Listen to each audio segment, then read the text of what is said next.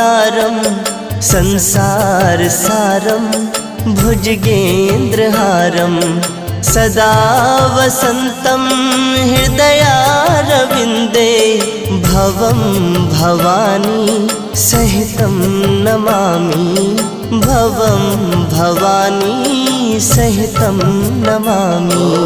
कर्पूरगौरं करुणावतारं संसार